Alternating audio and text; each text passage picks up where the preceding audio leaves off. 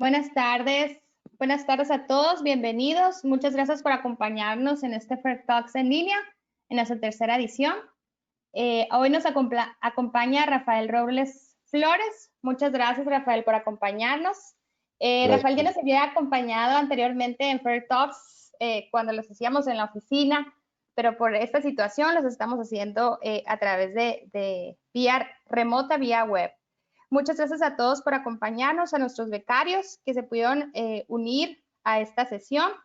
Y pues empezamos. Rafael nos va a dar esta plática.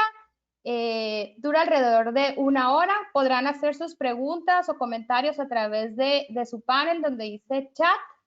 Ahí los vamos a estar leyendo y comentando a Rafael para que nos resuelva las dudas o comentarios que pudieran tener. Muchas gracias, Rafael. Bienvenido. Muchas gracias por la invitación. Muy bien, vamos a presentar a Rafael. Él es originario de Navojoa, es licenciado en Filosofía, egresado de la Universidad del Valle de Atemajac, en Guadalajara. Tiene una maestría en Educación con especialidad en Comunicación Organizacional en el Tecnológico Monterrey. Tiene estudios en la Universidad de Nevada, en la Universidad Mount Royal en Calgary, en Canadá, en la Universidad de Columbia Británica en Vancouver, Canadá, la Universidad de Minnesota, la Universidad de Deusto en España. Actualmente, Rafael es el director de Humanidades y Educación en el campus Sonora Norte del TEC de Monterrey. Tiene 25 años como columnista en el Diario del Yaqui, Proyecto Puente, Expreso, Tribuna, No Pasa Nada y otros medios en Sonora y Baja California. 25 años como editorialista en temas de formación humana en Grupo Uniradio y otros grupos de radio. Es cofundador y presidente de Gramín de la Frontera, que es un emprendedurismo social a más de 40,000 mujeres y sus familias en comunidades rurales de 10 municipios del sur de Sonora. Es cofundador y vicepresidente del Club de Niños y Niñas AC, que es una formación integral a 1,500 niños de familias monotutelares. Es director del programa de liderazgo en el distrito 4100 de Rotary International. 25,000 jóvenes en el sur de Sonora en 26 años han apoyado. Miembro del Consejo de la Estancia Infantil del Club Rotario de Navojoa. 10,000 niños atendidos en 20 años. Es cofundador de la pantalla Rotarios AC, que otorga becas a universitarios. Además, es consultor y capacitador de empresas en el noroeste del país. Muchísimas gracias. También ha sido director del TEC de Monterrey de la Unidad de Navojoa, presidente de la Canacintra del Mayo, presidente del Club Rotario de Navojoa, presidente del Consejo para la Prevención del Delito del Sur de Sonora, vicepresidente de la Canaco del Mayo, vicepresidente del Consejo Económico y Social de Navojoa, tesorero del Consejo Cultura de Navojoa y consejero editorial en el periódico El Imparcial. Rafael Robles ha recibido el Premio Profesionista del año 2011 en Sonora por la SEC Sonora. También recibió el Premio Paul Harris en Rotary International en el año 2013. Recibió el premio también de Consejero Social del año 2015 en Sonora por el Centro de Formación Social de Sonora. Y también recibió el Premio Sonora a la Filantropía en la edición 2016 en la categoría de persona que organizamos pues la Fundación Esposos Rodríguez y la Fundación Gili. Pues ya ven el currículum extenso y destacado de Rafael, que este día nos acompaña en Fair Talk. Gracias, Rafael. Muchas gracias y muchas gracias por la invitación. Estoy muy contento de estar con ustedes y básicamente pues es compartir algunas experiencias y ojalá pues a todos ustedes les sirva y les sea de gran utilidad. Yo empezaría primero que pensaran un poco cuáles han sido las circunstancias de su vida, pero al mismo tiempo me gustaría preguntarles ¿cuál creen que es o va a ser el segundo día más importante de su vida? El primer día más importante de nuestra vida tiene que ver con el día en el cual nacimos. Y entonces cada año lo festejamos, reunimos a los amigos porque es un gran día. Ahora la pregunta, y le hacía la pregunta a mi hijo, le dije que estaba preparando esta conferencia, y él me daba unas respuestas. Les voy a pedir de favor si pueden ir escribiendo ahí en el chat cuál creen que debería de ser o es o fue el segundo día más importante de su vida. Y quiero que empiecen a escribirlo de favor. Me lo van a ir compartiendo. Segundo día más importante de su vida. Adelante.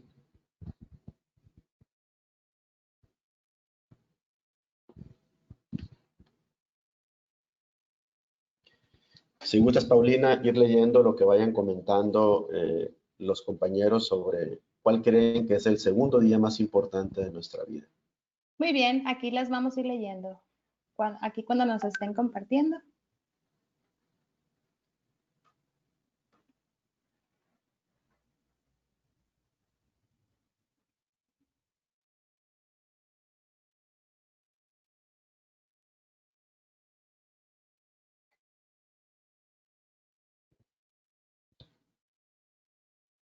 Ya empezaban a escribir. No nos ha llegado ninguna. Es una pregunta Aquí muy, está. A muy ver, capciosa. permíteme.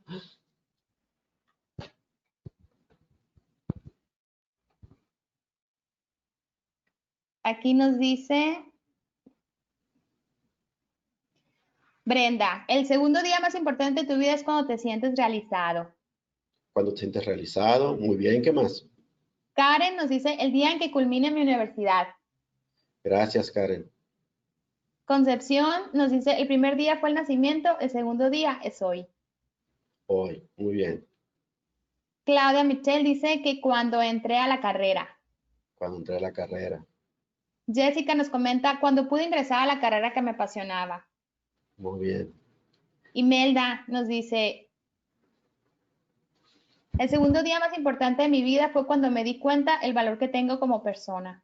Muy bien. Por ahí van, tibio, caliente, por ahí va. Karen nos dice el día que empecé a madurar. Muy bien. Kaori Jimena, el día en que nací. Es el primer día, es el primer día, el más importante. El primero es cuando nacimos.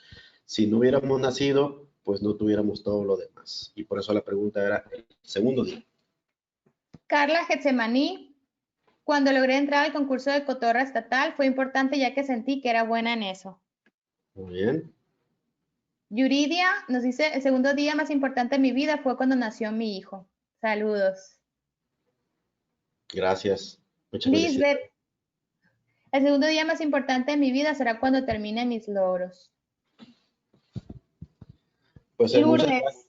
Sigue adelante. Dejamos Lourdes, el segundo día más los importante comentarios. de mi vida. Ay, perdón, Rafael. No, Dime. adelante, dos más. Dos más. O dos más, ok. Lourdes dice, el segundo día más importante de mi vida sería ya ser una persona independiente con un trabajo y que mi mamá estuviera orgullosa de mí. Muy bien, pues les agradezco. Todavía no les voy a dar la respuesta de cuál es el segundo día más importante de nuestra vida.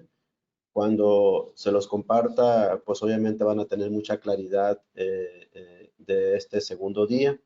Y lo primero que les puedo compartir es que lo que hoy somos, si cada uno tenemos 20, 25, la edad que tengamos, la manera como vemos la vida ha sido fruto de las experiencias que hemos tenido, inclusive desde el nacimiento. Y por eso yo lo que hago es una dinámica donde le pongo yo que yo soy yo y mis circunstancias. Ortega y Gasset, un filósofo español, hablaba de que lo que somos es la suma de todo el contexto que hemos tenido. Les platico un poco cuando yo nací en Navojoa, una colonia de la periferia de Navojoa. Yo soy el hijo mayor de 3 hermanos, entonces por lo tanto soy primogénito. Los primogénitos, a diferencia de el más chico o el del medio, piensen ustedes qué son, qué lugar ocupan. No es lo mismo ser hijo único, porque el hijo único recibe toda la atención. No lo mismo ser el mayor o la mayor, porque los mayores desde muy chicos nos exigen mucho. Pórtate bien, sé el ejemplo de tus hermanos, y así vamos teniendo estas características de liderazgo Mi mamá cuando iba a algún lugar me decía, aquí te dejo a tus hermanos, te voy a pegar una pela, nomás les pasa algo. Y entonces pues tenía que hacerme cargo de mis hermanos. Cuando alguien es el más chico o la más chica, a ese lo cuidan, lo apapachan, lo protegen en general. Y eso va influyendo en la personalidad. Y el que es el del medio son sándwich. Pues de repente dicen, pues sí, cómo no, al más grande o al más chico sí le dan esto y a mí no. Entonces, dependiendo de dónde, pues es el sándwich. Entonces van influyendo en nuestra vida, donde nacimos. No es lo mismo haber nacido y crecido en Hermosillo, que es la capital, que tiene 1 millón de habitantes, haber nacido y crecido en Navojoa, en el sur de Sonora, una ciudad agrícola, más pequeña que Hermosillo. Si alguien nació o creció en Nogales, es una frontera. Y entonces dice Stanley Davis, un experto en planeación, que dependiendo de la ciudad donde crecemos, el tipo de economía que tiene, es la manera como a lo mejor inconscientemente vamos a reaccionar. Y entonces dice que cuando una sociedad depende mucho del sector primario, agricultura, porcicultura, pesca, los cambios serán muy lentos. Se siembra trigo en el Valle del Mayo, por ejemplo, en noviembre, se cosecha ahora en mayo. Ahorita están las trillas. No se puede acelerar la producción. Y lo que hace el agricultor es que siembra y muchos de los días va al café porque no tiene nada que hacer. No puede acelerar la producción. En cambio, si alguien crece en un contexto de manufactura, pues ahí hay que producir antes del coronavirus todo el año, hay 3 turnos y entonces eso genera otra dinámica. Y si alguien depende del sector servicios, imagínense Las Vegas, que ahorita está cerrada, pero entonces en Las Vegas pues hay vida sobre todo jueves, viernes, sábado y domingo, y entonces para el que vive en Las Vegas y trabaja, es muy normal entonces que trabaje sábados, domingos, cuando todo el mundo descansa y ellos trabajan. Entonces va influyendo entonces dónde nacimos, dónde crecimos, el orden de los nacimientos, cuántos hermanas y hermanas tuvimos, si tuvimos hermanos y hermanas, también igual a qué escuelas fuimos, escuelas públicas, escuelas mixtas de puros hombres, eh, cómo era o cómo es mi papá, mi mamá, mis tíos, mis abuelos, cómo me llevo entre ellos, etcétera. El nivel económico en el cual nacimos y crecimos. Un servidor les comentaba que cuando yo nací, eh, a lo mejor ustedes no se imaginan eso, bueno, pero pues en la casa solamente yo era el mayor, de meses, había solamente 2 cuartos. Estos cuartos no tenían luz, no tenían agua potable, mucho menos internet, teléfono. El piso en la casa era de tierra. Las paredes que había en la casa pues no estaban enjarradas y lo que había de puertas y ventanas. ¿Me están escuchando? Sí, Muy bien. Eh, y las puertas que había en la casa y ventanas, en realidad no había puertas ni ventanas, solamente eran los hoyos de la puerta y la ventana. Y mis papás entonces, antes de dormir, ponían unos catres en la puerta y en las ventanas, pues para que alguien no pudiera entrar. Y así es como nací. Y entonces ya fue, entonces fui teniendo otro tipo de experiencias, trabajar desde los 5 años, de los 6 más bien, vendiendo periódicos. Entonces me tenía que levantar a las 5 de la mañana para poder ir a vender los periódicos y estar listo antes de las 6 de la mañana. Y después entonces en los fines de semana y en las vacaciones, de hierbar solares, pintar casas, lavar carros.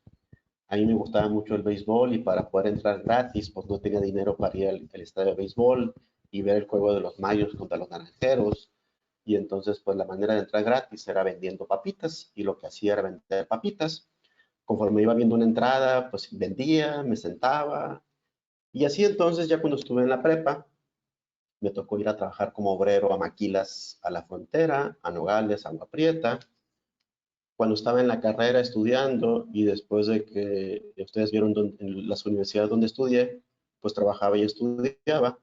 Y entonces cuando eh, llegué, por ejemplo, a la primera ciudad en Las Vegas, en la Universidad de Nevada, nadie pues no estaba becado, había que trabajar y estudiar. Me levantaba a las 3:30 de la mañana para ir a trabajar a la construcción lo que hacía yo era poner techos en las casas, así como Hermosillo llega a veces a 50 grados, igual Las Vegas. En el verano en Las Vegas nunca hay nubes porque cuando llueve es en invierno. Entonces entraba a la construcción a las 5 de la mañana, terminaba a la 1, 2 de la tarde, a las 4 entraba a la universidad y a las 8, 9 de la noche terminaba las clases en la Universidad de Nevada. ¿A qué horas iba a hacer las tareas? Pues las tareas las hacía en la noche. A veces me acostaba a las 12, a la 1 de la mañana, para tenerme que levantar otro día, bueno, en ese mismo día a las 3:30 de la mañana. Y eso fue por 2 años. Y ya el resto de la historia que ustedes conocen. Y entonces yo siempre me preguntaba, ¿para qué o para qué vivir? Y esas son las preguntas entonces en medio de esta cultura que han sido yo soy yo y mis circunstancias. Y yo les pregunto a cada uno de ustedes cuáles han sido las circunstancias de su vida. A lo mejor alguno de ustedes es hijo de madre soltera, hijo de padres divorciados, hijo de un padre alcohólico, o de un padre drogadicto, o de un papá que no. Mi mamá nada más terminó tercero de primaria, mi papá solamente terminó sexto de primaria, aunque en el caso de,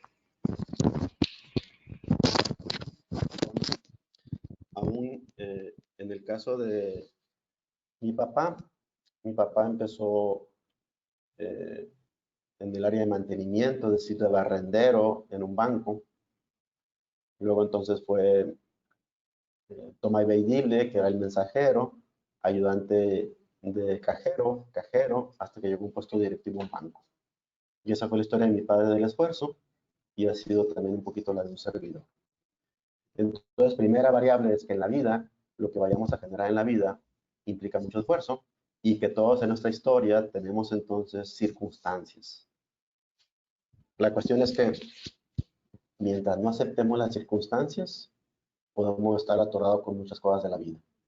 A alguien le ocurre algo de niño, alguien tuvo una circunstancia dolorosa y ahorita va a platicar otras cosas, pero si no, entonces aceptamos esa realidad. Yo conozco personas que le da vergüenza decir que nacieron en tal lugar. Yo ya le dije dónde nací y puede hacer la carrilla de que por qué nací en Abujoa y no en Hermosillo, o por qué le voy a los Mayos y no a los Naranjeros.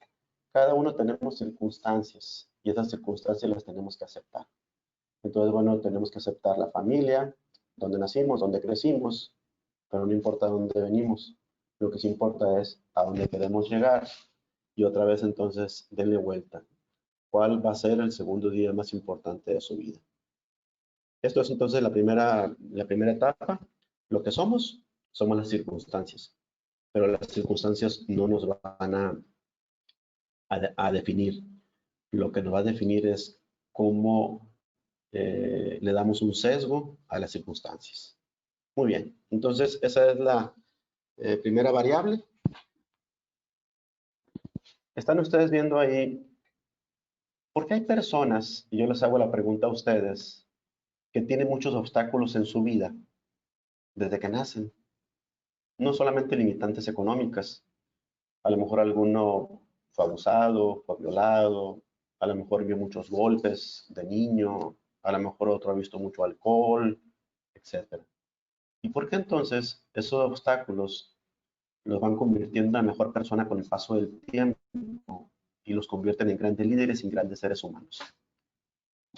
El expresidente de Estados Unidos, Barack Obama, eh, pues ha venido una vida muy compleja, pero eso no le impidió llegar entonces a ser uno de los mejores presidentes en la historia de Estados Unidos. Obama, pues curiosamente de un papá africano que conoce a su mamá en la universidad, y sin embargo entonces, bueno, pues se casan y su papá abandona a su mamá cuando él tenía 3 años de edad. Obama solamente vio a su papá una vez cuando él tenía 8 años de edad. Después el papá fallece en un accidente en África y la única experiencia que tiene su papá es haberlo visto una vez en su vida a los 8 años de edad. Pero sin embargo Obama, al ser hijo de un papá africano, una madre sajona, es decir, la mamá de Obama era blanca, fue criado por los abuelos y por su mamá, pero más por los abuelos, pero los abuelos blancos. Entonces imagínense cuando él se veía al espejo y dijera, ¿quién soy? Entonces, al haber crecido dentro de muchas situaciones, Soma se volvió a casar, se va a Bangladesh, cree un poco en Hawái, y eso entonces no le impide, con muchos obstáculos, haber llegado a la universidad, una universidad de Nueva York, haber sido egresado de Harvard, senador del estado de Illinois, donde entonces ser demócrata no era sencillo y sin recursos llega a ser senador y después entró a ser presidente, cuando tuvo que competir con Hillary Clinton, que era la esposa del presidente Clinton, que ellos tenían los Clinton todos los nexos, todas las relaciones, todo el dinero, y sin embargo alguien que venía, entre comillas, de la nada, eso no le impidió entonces ser uno de los hombres más carismáticos que ha vivido Estados Unidos y todo lo demás. Entonces otra vez, no importa dónde venimos. Entonces, nomás quiero que puedan escribirme también de manera rápida, porque hay personas que tienen muchos obstáculos en su vida y llegan a un desarrollo integral como seres humanos. Y porque hay otros que han tenido una familia normal, el apoyo de sus papás, mucho cariño, mucho amor, y sin embargo sus vidas son grises, mediocres, porque hay gente que tiene potencial para sacar dieces y no sale de los siete, porque hay personas que tienen capacidad para trabajar los fines de semana y les da flojera y no lo hacen. Entonces quiero que vayan escribiendo de favor, les voy a dar 2 minutos para que escriban ahí mismo en el chat de favor, porque hay personas que tienen muchos obstáculos en su vida y llegan a un desarrollo integral como seres humanos. ¿Dónde está la diferencia de las personas entonces? Si nos apoyas para ir leyendo las aportaciones, y les agradezco sus aportaciones. Muy bien. Aquí nos comenta, anteriormente Brenda nos comentó, las personas con menos recursos o facilidades aprenden a valorar lo que adquieren, además de que se esfuerzan por conseguir aquello que añoran. En cambio, las personas que poseen facilidades no entienden el valor de que tienen, por ende tienen menos metas y poseen ideales erráticos. Muy bien, muchas gracias por la aportación. ¿Alguna más? Sí, Olivia Duarte dice por la resiliencia que tienen al enfrentar las cosas. Muy bien. Dana, a ver, permíteme. Porque luchan por lo que quieren hasta que lo consiguen y otras personas la tienen más fácil, por lo cual no se desenvuelven igual. Como la tienen más sencillo, no les da ánimos de hacerlo. Muy bien, muchas gracias. Lisbeth, porque podría ser que el obstáculo es una fortaleza para salir adelante, pero no todas las personas piensan igual y se bloquean con los problemas. Gracias. Prania, yo pienso que es el deseo de querer salir adelante y el hambre de obtener todo lo que no han tenido. Muy bien. Muchas gracias. La persona que ustedes ven en la foto, que pues todos ahí hay 4 personas que están ahí vestidos de payaso. El que está más arriba y que tiene entonces pues algo en su boca blanca y también en sus cejas. Este es un amigo que se llama Memo Vázquez. Memo Vázquez es uno de los que está atrás del programa Despierta Sonora en Telemax. Y a Memo Vázquez lo conozco en Navojoa desde que soy niño. Desde que tengo uso de razón conozco a Memo. Y la historia de Memo es una historia también de mucho esfuerzo, de mucho sacrificio. Él egresó en la Unison del área de comunicación y pues nunca hemos dejado de tener una amistad. El sueño siempre de Memo era conocer a Gabriel García Márquez y él admiraba mucho las lecturas, sobre todo la gran obra maestra de este Nobel de literatura colombiano que es Cien años de soledad. Y pasa la vida. A él nunca le tocó conocer personalmente a García Márquez, pero un día lanzan un concurso para la portada. La primera novela que escribió García Márquez se titula La hojarasca. Y entonces los que tenían la editorial que tenía los derechos en Estados Unidos dicen que querían hacer una actualización de la edición y sobre todo con el diseño. Lanzan una convocatoria para la fotografía que iba a ser la portada de la primera novela de García Márquez. Memo, un aficionado a la fotografía, que no tiene nada de aficionado, en realidad es un profesional, aunque no vive de la fotografía. manda su foto y su foto es la ganadora. Y es una niña que es una niña mayo en las fiestas del Júpare. Y bueno, entonces como el sueño que tenía de conocer Memo a Gabriel García Márquez, que nunca lo conoció, pero cómo es algo mucho más que eso, sino que es la primera novela de García Márquez, está en la portada y es una foto de Memo. Entonces, bueno, pues nomás les comparto cómo los sueños siempre se pueden hacer realidad. Y ahorita les voy a hablar otra vez el segundo día más importante de su vida y qué es lo que hace Memo ahorita que le da sentido a su vida. Y entonces, bueno, pues estos son algunos de los ejemplos de cómo alguien que puede tener muchos obstáculos nunca pierda los sueños y a lo mejor los sueños se hacen realidad, pero todo va a depender de la actitud que tengamos. Un poquito la respuesta a lo que ustedes comentaban de por qué hay personas entonces que tienen muchos obstáculos en la vida. Y bueno, pues entonces en la vida no hay más que la manera como pensamos. Esta persona que viene a un lado es el doctor Martin Seligman. Él fue presidente de la Asociación Americana de Psicología y él es uno de los padres de la psicología positiva. En los últimos 30 años hay una corriente de la psicología que tiene que ver. La psicología anteriormente trabajaba con problemas, neurosis, psicosis, esquizofrenia, etcétera. Y la psicología entonces se centraba más en gente que a lo mejor no era normal o que tenía ciertos problemas afectivos, etcétera. Entonces dijo Seligman junto con otros pensadores, ¿cómo podemos hacer que la psicología le ayude también a tener una vida más plena a las personas normales? Y ellos empezaron a estudiar entonces que la diferencia no es lo que nos pasa, la diferencia es cómo interpretamos lo que nos ocurre. Y entonces dice Seligman que tenemos tres formas de ver la vida ante una situación. La primera es optimismo falso. Piensen ustedes cuántas veces se han enamorado. Pero cuando uno se enamora, uno piensa que esa emocionalidad va a durar toda la vida. Y no es cierto. Máximo el enamoramiento dura máximo 2 años. Entonces, cuando uno está enamorado, tiene uno cosquillo en el estómago, ahí me han sudado las manos, las pupilas se me dilatan, el corazoncito empieza a sonar más rápido, etc. Pero esa emocionalidad se termina. Pero cuando uno está enamorado, ve la vida en color de rosa. Y por eso entonces van a ver ustedes que muchas muchachas cuando se casan, y también los varones, piensan que le sacaron el melate. Y andan bailando y dando vueltas y piensan que esa emocionalidad les va a durar toda la vida.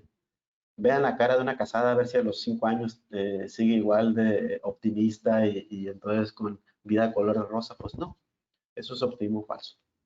El pesimismo es lo opuesto y tiene que ver entonces con toda la parte negativa. ¿Me caso? No, si hay un problema, luego me divorcio. Luego le voy a pedir entonces una separación, porque yo no voy a andar aguantándola. Eso es pesimista. Y el optimista inteligente se está casando, pero dice y está consciente de que en el matrimonio va a haber dificultades, va a haber problemas, va a haber obstáculos, pero que también va a haber momentos alegres, momentos de calma, momentos de unión y de integridad. Ahorita, en esta parte de la contingencia, pues muchos hemos valorado el valor de la familia, pues a través entonces de que vamos teniendo pues algo que nos cuida, que nos protege, que nos ayuda, y eso es parte de la familia. Entonces dice Seligman que lo que nos pasa en la vida no tenemos más que tres maneras de interpretarlo. Le voy a poner otro ejemplo. Alguno de ustedes quiere aprender inglés, quiere dominarlo, y cuando termine la carrera quiere que su TOEFL sea arriba de 600, o que domine el inglés. Muy bien. El optimista falso, hay un negocio que se llama Inglés Individual en México. Y este negocio, Inglés Individual, trabaja con gente que es optimista falsa. ¿En qué consiste?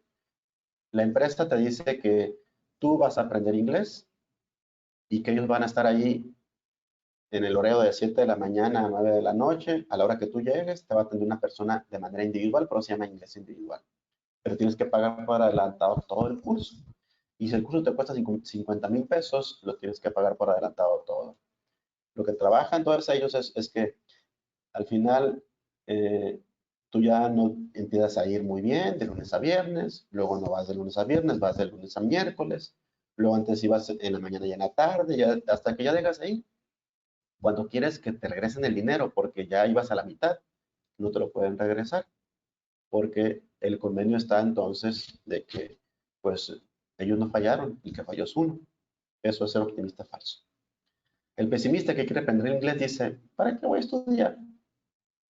De todos modos, pollito chicken, Windows ventana, no tiene caso. No paga, tampoco entra en ningún curso, ni memoriza ninguna palabra.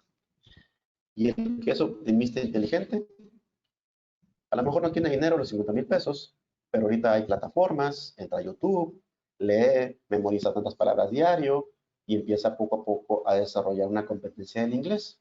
Pasan los 2 años, hace su TOEFL y llega a los 600 puntos. Pero eso implicó mucho esfuerzo, mucho sacrificio.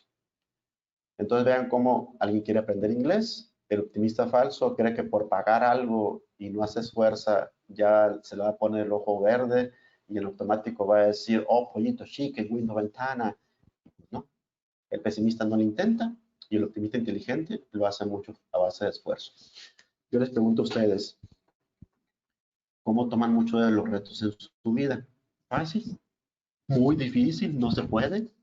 ¿O pues algo que lo van viendo de manera adecuada, con esfuerzo, con sacrificio, y a fin de cuentas, bueno, pues cómo lo van teniendo? Lo que están viendo ustedes ahorita es, vean cómo la vida es muy relativa y todo pasa muy rápido. El calendario geológico de la Tierra tiene la Tierra, y decimos ahorita que se va a acabar con el coronavirus, no es cierto. Siempre ha habido situaciones diversas. La Tierra tiene 4.500 millones de años. Si dividiéramos los 4.500 millones de años entre 12 meses, como si lo estoy mostrando ahí en los meses, bueno, vamos a tener entonces que el Big Bang fue el día 1, la creación de la Tierra. Pero hasta más o menos la Semana Santa, en abril, salieron las primeras bacterias. Primer pez, y no hubo nada, puras bacterias. Mayo, junio, julio, pasaba un año, miles de años, hasta que alrededor después el 20 de noviembre, el día de la Revolución, el primer pez. Alrededor del 13 de diciembre, los primeros dinosaurios comenzaban a existir. Sin embargo, con el meteoro, allí en el Golfo de México, los dinosaurios se extinguieron alrededor del 26 de diciembre y los hombres aparecimos entonces hasta el 31 de diciembre y andamos alistándonos para la pachanga del Año Nuevo a las 5 y 8 pm y aparecimos entonces lo que son los primeros seres humanos alrededor de hace 2 millones de años. Y entonces de repente nos complicamos porque duramos un mes o 2 meses confinados dentro de la casa. En la casa tenemos luz, tenemos internet, tenemos comida y aún así nos quejamos. Entonces, bueno, pues otra vez depende de con qué perspectiva lo veamos. Y lo que les comparto con estos datos es que la vida es muy corta. ¿Cómo la quieres vivir? ¿A qué le quieres dar importancia? Les voy a poner un video únicamente nomás y ustedes me dicen cómo es esta persona.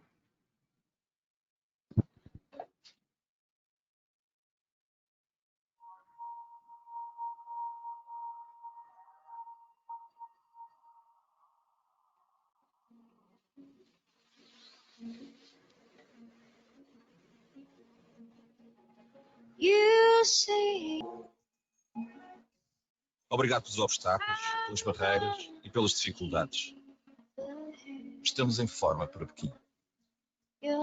Obrigado. El video que acaban de observar fue un premio de un cortometraje en el Festival de Cannes hace unos 5 o 6 años. Y básicamente, bueno, si tuviéramos que revisar cómo actuó esta persona protagonista en el video, si hubiera tenido el pensamiento optimista falso, va a decir, ahorita va a llegar el del carro y lo va a quitar. Y voy a lo mejor esperado 5 minutos, 10, 15, 20 o a lo mejor todo el día, porque pensaba que de manera automática, nomás porque él estaba ahí y en automático el carro se iba a quitar, aunque estaba estudiando ahí la banqueta. El pesimista a lo mejor se hubiera enojado y a lo mejor hubiera despotricado y a lo mejor entonces le pega algunos golpes al carro, raya el carro, por qué lo puso y etcétera, y empieza a enojarse y a molestarse. y la vida contra mí, ¿por qué si yo soy entonces si tengo esta discapacidad y todavía los obstáculos? En cambio, lo que él hizo fue pensar de manera inteligente. Dijo, yo tengo que continuar mi camino. Tuvo que mover la silla como vieron, a pesar de que no tiene piernas, y continúa su camino. La pregunta es entonces otra vez, ¿cómo reaccionamos ante los obstáculos que vamos teniendo en la vida? Por eso, ya estamos grandecitos y dejemos de echarle la culpa a los demás de nuestra vida. A veces le echamos la culpa a los demás de porque nacimos en tal familia, en tal ciudad, en tales circunstancias, y hasta le echamos la culpa a la genética. Es que yo soy así por mi papá, mi mamá, así me criaron, me malcriaron, eh, yo no saco las calificaciones por culpa de los profesores. Al ser profesor me toca escuchar mucho de que cuando reprueban, cuando le va bien, es su esfuerzo. Y cuando le va mal, no entendí las clases, el profesor muy malo, etc. No, no, yo nomás les digo en serio, la vida es la consecuencia de las decisiones que tenemos. Lo que cada quien haga o deje de hacer es la consecuencia de su vida. Y por eso, cuando elegimos algo, renunciamos a algo. Si quieres ser mañana el mejor estudiante, tienes que renunciar a fiestas, a pachangas. Si quieres ser un líder en alguna dimensión, tienes que renunciar a ciertas cosas. Pero no puedes tener el éxito y no puedes tener el reconocimiento echado, dormido, sin el esfuerzo, sin el sacrificio. Por eso entonces otra vez, cada vez que quieras decidir algo, piensa, porque lo que eliges en algún lado, lo renuncias a lo demás. Y quiero platicarles un poquito de algunos detonantes que han sido parte de mi vida en estas experiencias, en la manera como he pensado y todo. Dice ahí Efraín Sepúlveda, y Efraín Sepúlveda, mi mejor amigo con el cual jugaba béisbol, estaba en mi salón de clases también. Nos tocó ir desde niño, yo juego béisbol desde los 7 años, jugaba en ligas, y me tocó viajar por muchas partes del estado y del país, representando igual a Navojoa o a Sonora en béisbol. Y andaba con Efraín de arriba para abajo. Cuando yo tenía 11 años, estaba en primero de secundaria y en el camino de la casa de Efraín a la escuela, resulta entonces que él se fue en bicicleta y lo atropelló un dompe. Y entonces, pues siempre ha sido como un gran dolor para mí porque quien era mi mejor amigo en ese entonces fallece. Y para mí fue la primera pregunta, porque también me dio miedo cuando estaba entonces en el sepelio, verlo muerto y decir, me dio mucho miedo porque yo también dije, algún día voy a morir. Y entonces me empecé a hacer preguntas. ¿Cuántos años voy a vivir? A lo mejor voy a vivir 12 o a lo mejor voy a vivir 15. Y me empecé a hacer preguntas desde los 11 años. ¿Por qué quiero vivir? ¿Para qué quiero vivir? Los papás de Efraín, yo nunca dejé de tener contacto con ellos. No vivían en la misma colonia que yo vivía. Y bueno, sus papás fueron mis padrinos de boda cuando yo me casé. Yo nunca dejé de tener contacto con ellos y bueno, esa fue mi primera experiencia. Tenía yo 20 años de edad y un 12 de diciembre, mis abuelos, Josefina y Uriel, mis abuelos maternos, iban de la mano caminando, les gustaba madrugar para caminar, para hacer ejercicio. Y entonces, pues un taxista que estaba amanecido, que estaba borracho, pues resulta entonces que se quedó dormido, se cruza la calle en el taxi y atropella a mi abuela. Mi abuela iba por la banqueta. Entonces, ahí falleció mi abuelo. Prácticamente de la mano se la quitó a mi abuelo. Y entonces, bueno, pues fue otra situación. ¿Por qué entonces alguien que aparentemente andaba festejando algo religioso y propicia la muerte? Pues porque andaba en la pachanga.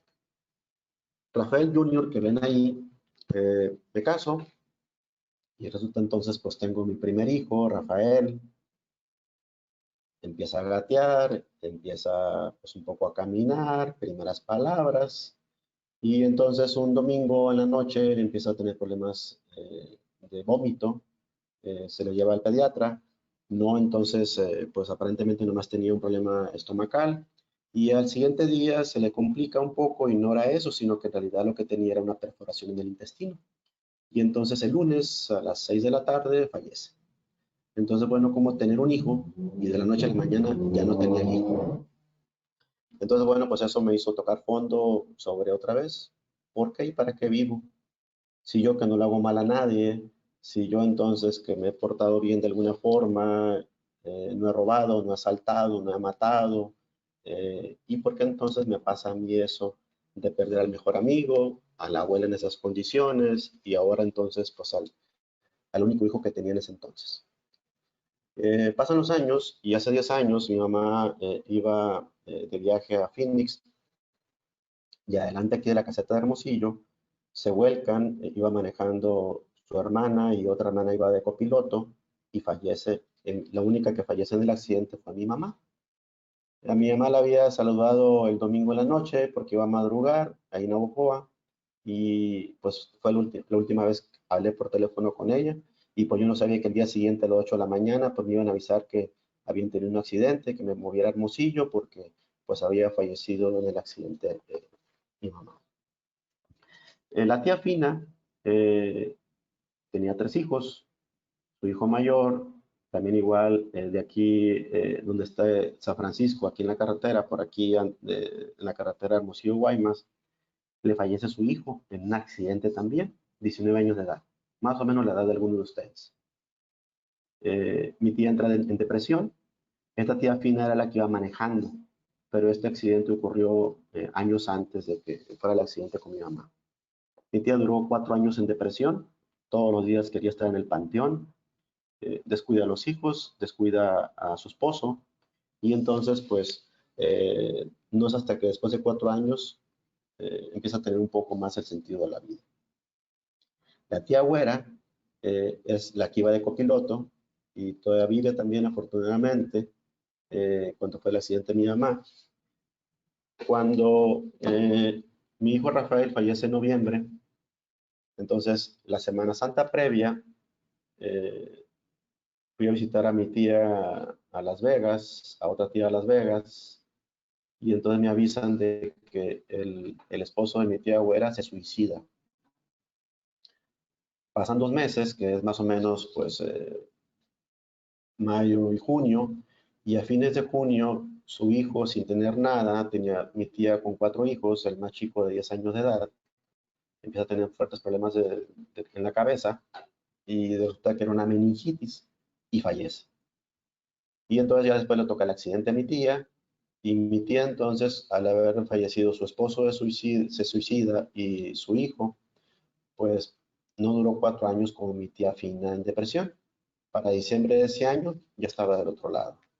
Pero después entonces, cuando hace el accidente mi mamá, la tienen que operar porque casi le tienen que quitar una pierna. Afortunadamente no se la quitan, pero dura un año acostada. A los 3 años le vuelven, o sea, hace 7, le vuelven a hacer otra cirugía y entonces dura otro año. ¿Con quién creen que van toda mi familia cuando hay una bronca o una dificultad? Van con mi tía Güera, porque la manera como mi tía Güera ha visto la vida es que la vida es corta. Y cada vez que vamos con mi tía Güera es la que siempre está alegre, hay una pachanga, es la primera que se salta a bailar, aunque anda con un bordón, anda con un bastón, a veces anda en una andadera y anda bailando. Y los que a veces pueden bailar no bailan. Y la gente que no tiene tantas broncas como ella ha tenido nunca sonríe. Ahí andan con cara de amargados, con cara de fuchi. Entonces, nomás les comparto estas experiencias porque otra vez, ¿cuándo es el segundo día más importante de mi vida?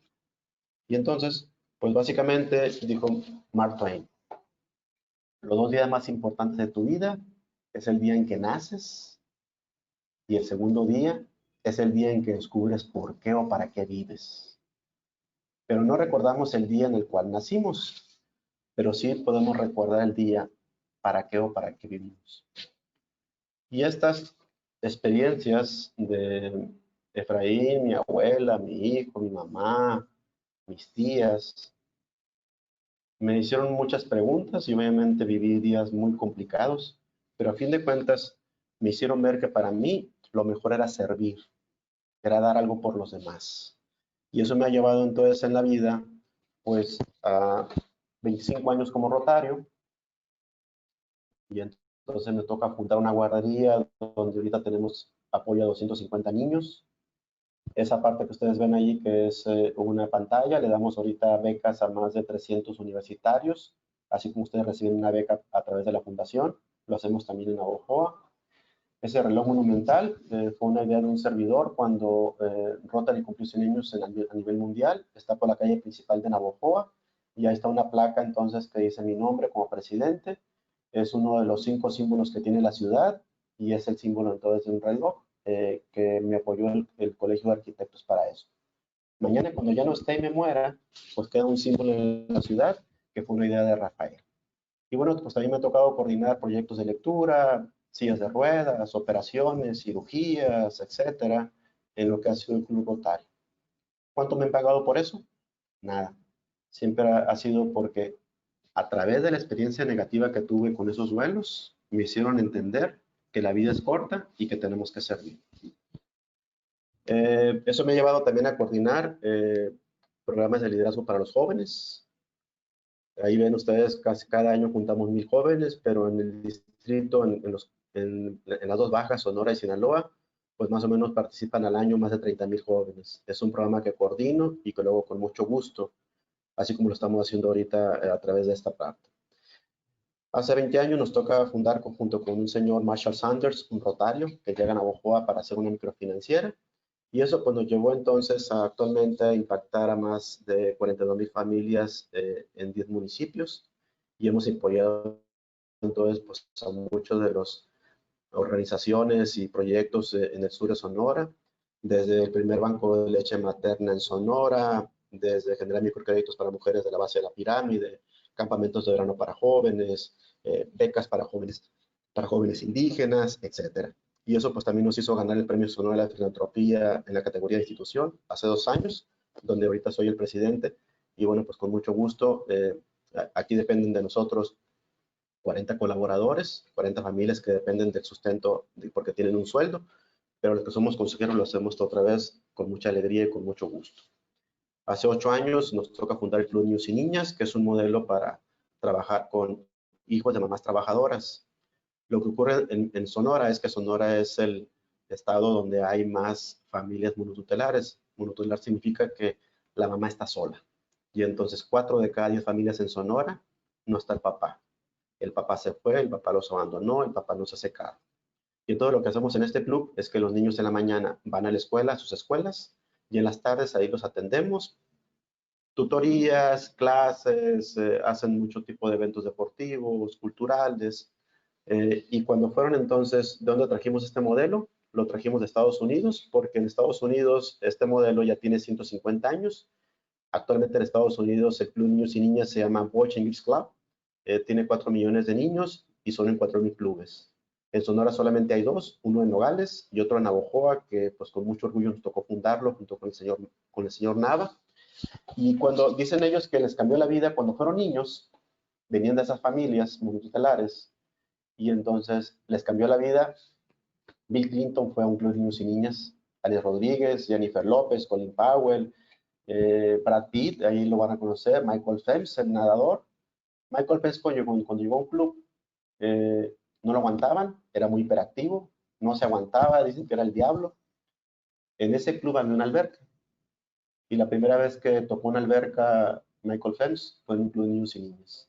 Todos ellos ahorita apoyan el club en Estados Unidos de alguna forma, con publicidad, con dinero, con gestores, etcétera, porque dicen que eso les cambió la vida. Y eso hacemos entonces con mucho gusto. Actualmente estamos en estos lugares en el país y pues con mucho orgullo soy parte de esta organización también. ¿Y cómo andamos del tiempo, Paulina? Ya son las 2:55. Muy bien. Termino entonces nomás con esta anécdota. Este señor, George Steiner, tenía 55 años y a los 55 años él era un experto en calidad, viajaba por todo el mundo, vivía en Nueva York, vivía en un apartamento muy lujoso en Nueva York, pero empezó a decir, oye, yo tengo 55, ¿cuántos años me quedan de vida? ¿Por qué o para qué voy a vivir el resto de mi vida? y se empezó a preguntar, ¿por qué o para qué vivo? Y resulta entonces que dijo Steiner, ¿qué es lo que me hace más feliz? Y dijo, a mí lo que me hace más feliz es interactuar con gente joven.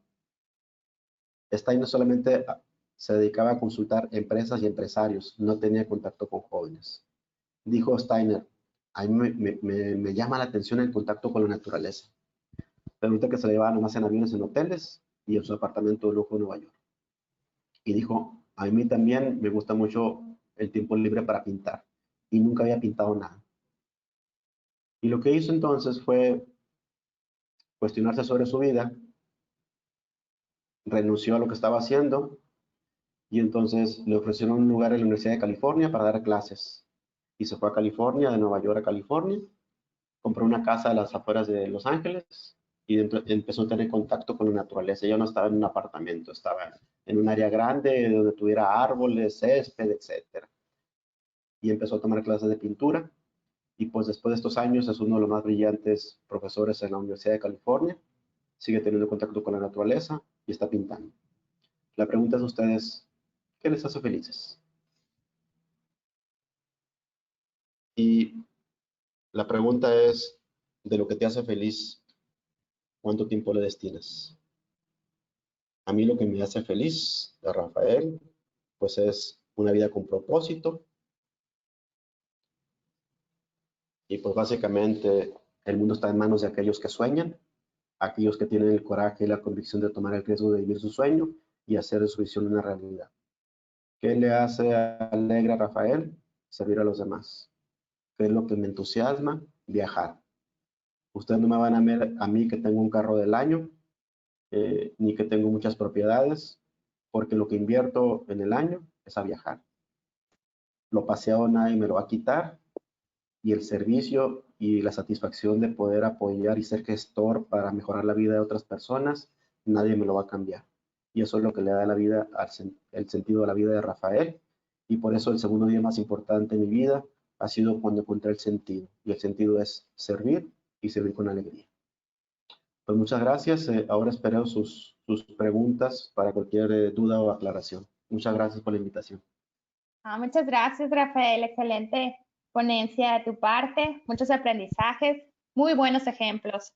Nosotros en Fundación conocemos ya hace mucho a Rafael y tenemos la bendición de tener su amistad y sabemos que él es un excelente ejemplo para todas las personas que tienen esa intención, esa semillita de querer ayudar a los demás.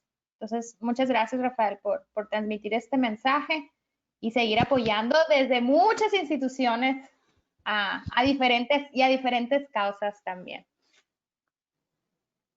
Muchas gracias. Con toda confianza, alguna pregunta, duda, trauma, complejo, frustración, paranoia, ansiedad, bulimia, anorexia, raspón, molestón que quieran hacer. Elvia nos dice, muchas gracias, Rafael. Me encanta la manera de motivar a la juventud. ¿Cómo podemos encontrarlo en redes? Pues me encuentran ahí, comparto mucho de mis artículos y ideas a través del Twitter, es la mejor manera, @RafaelRoblesF. Me pueden seguir también igual con Rafael Robles en el Facebook y con todo gusto, pues ahí comparto mis participaciones en televisión, en radio y en prensa con lo que hago de artículos. Estos 25 años que he estado escribiendo y participando en radio y en televisión, nunca he cobrado un 5 por eso. Le invierto más o menos, al menos una hora para escribir un artículo y bueno, el tiempo que invierto en radio o en televisión. Y yo creo que es una manera también de compartir, pero luego con mucha alegría. Luego, por falta de tiempo, les comparto porque también escribo y porque comparto también en radio y en televisión. Y fue porque de manera rápida empecé viendo periódicos. Y yo cuando me sentaba cansado para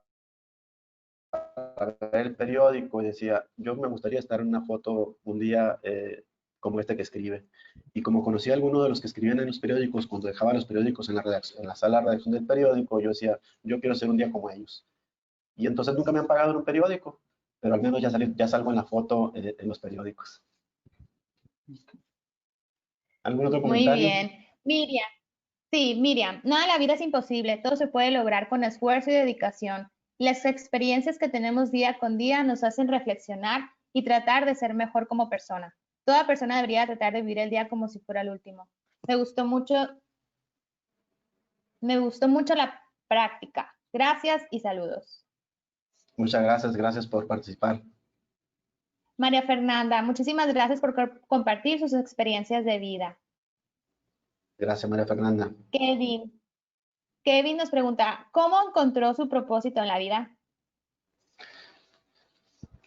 Fue la suma de todo esto que les compartía, venir de una cultura del esfuerzo. Ahora, todo esto que he sido, no lo hice yo solo. Tuve el apoyo de mis padres, a los cuales les agradezco mucho su testimonio, su ejemplo, su esfuerzo, su valentía. Pero también, así como ustedes, me tocó ser becado. ¿De dónde iba a tener yo dinero mis papás para andar viajando o compitiendo en estatales o nacionales de béisbol? Hubo alguien que me echó la mano, alguien que pagó esos viajes, esos vuelos, esos hoteles, esas comidas, esos uniformes. Y conforme fui avanzando, pues a lo mejor no estuve becado en la Universidad de Nevada, pero en el resto de las universidades donde estuve, fui un alumno becado. Entonces hubo instituciones, hubo personas que me ayudaron para eso. Entonces, bueno, entre los cocolazos que ya les compartí, me fui preguntando por qué o para qué vivir. Entonces dije yo, bueno, alguien me ayudó a transformar mi vida. La educación, las becas, el deporte cambió mi vida. Si no, yo crecí en un barrio donde los que desgraciadamente mandan en Sonora en el mundo del narco, yo crecí con ellos. Lo más seguro es que hubiera estado con ellos o ya no estuviera, o me hubiera metido en las drogas, hubiera acabado en la cárcel, etc. Los conocí y crecí con ellos, los actuales. Pero sin embargo, entonces la vida me hizo ver la vida de otra manera y que entonces vale más dejar una huella positiva y no lo fácil que es el vicio y todo lo demás. Entonces, ¿qué fue lo que me dio el sentido a la vida? El descubrir cuál es mi segundo día.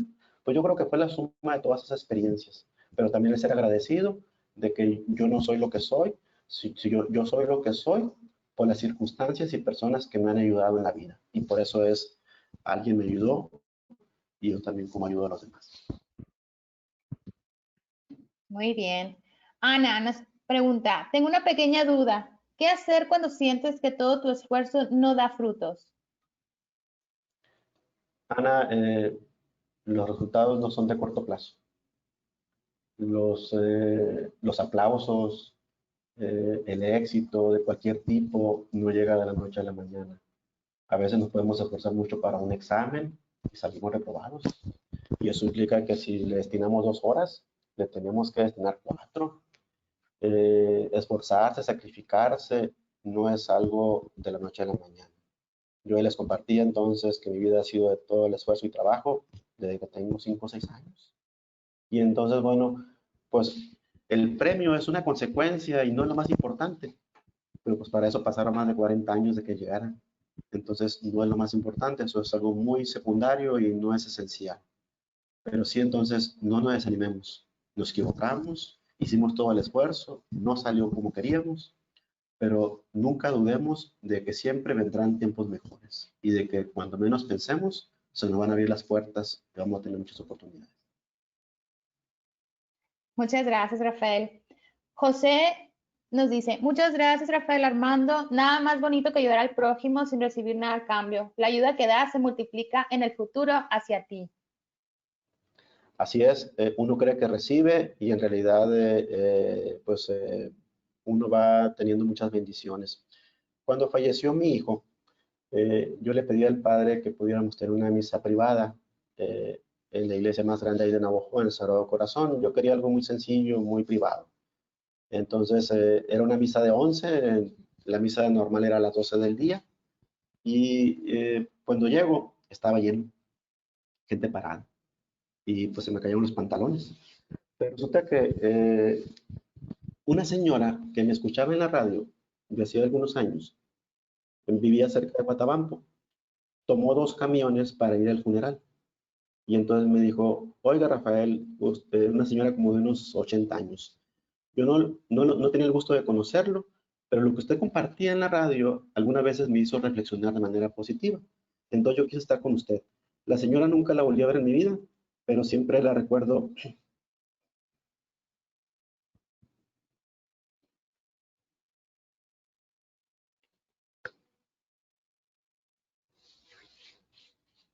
Siempre digo que no me voy a quebrar y me quiebro. No te preocupes, son sentimientos y emociones.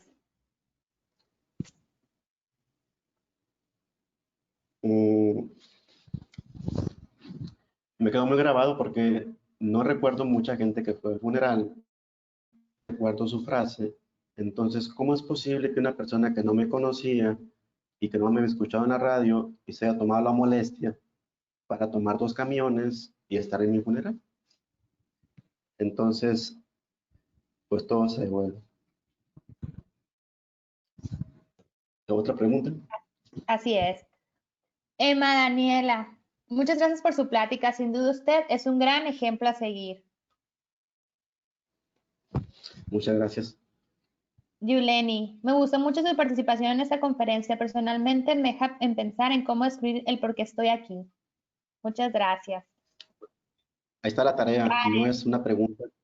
Karen, Ah, disculpa, sí, adelante. ahorita te la leo. No, adelante. Karen, muchas gracias por compartirnos todas sus experiencias. Es una admiración para mí y espero algún día llegar a ser alguien como usted. No, no hay referencia, simplemente es que cada uno descubramos por qué y para qué vivir y esa que sea la referencia. Así es.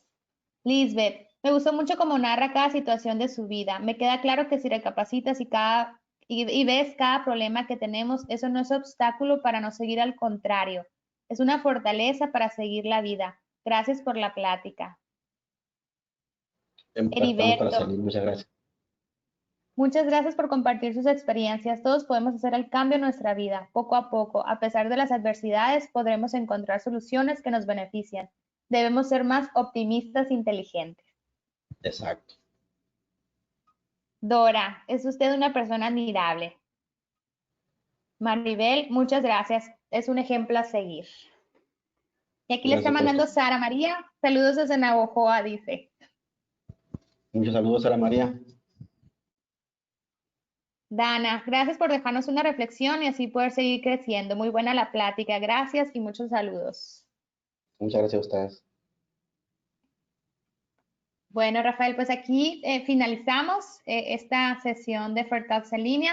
Muchísimas gracias por tu participación, por aceptar nuestra invitación y compartir toda esta experiencia con los jóvenes becarios de la Fundación Esposos Rodríguez. Sabemos que hasta nosotros nos vamos con un gran mensaje y con un gran propósito, ¿no?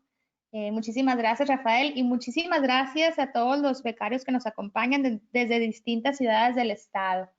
No sé si quieres dar un último mensaje de despedida, Rafael. Pues les agradezco la oportunidad de compartir. La verdad es que, bueno, el dedicar un tiempo para ustedes lo hago con mucho amor y con mucho cariño. Y yo sé, bueno, pues que con uno de ustedes 100 que se quede con una reflexión y sobre todo que a lo mejor en un tiempo de desánimo pueda decir, yo sí puedo, el cielo es el límite. Y entonces, que nunca nadie les diga que no se puede.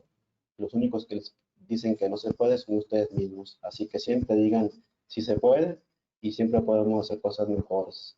Y ojalá y entonces muy pronto encuentren cuál es el segundo día más importante de su vida. Cuando lo encuentren, es el momento más feliz de su vida porque a partir de ahí van a tener una dirección a dónde van y cómo lo van a hacer. Así que muchas felicidades y Dios los bendiga.